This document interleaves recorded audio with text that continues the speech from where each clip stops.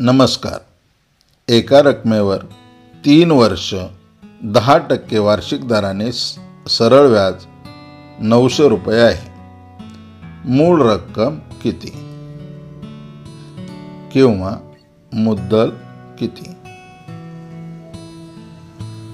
सूत्र आपल्याला माहिती आहे.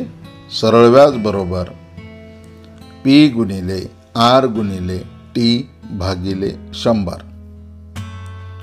सरळ व्याज दिलेलं आहे 900 रुपये, म्हणून 900 बरोबर P गुणिले R दिलेला आहे 10, म्हणून 10 गुणिले T दिलेला आहे 3 गुणिले 3 भागिले 100.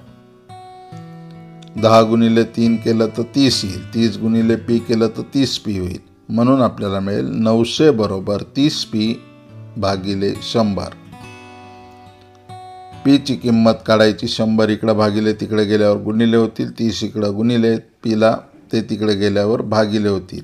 आणि म्हणून आपल्याला मिळेल P बरोबर 900 गुणिले 100 भागिले 30. 30ने जर 900ला भागलं तर आपल्याला मिळेल 30.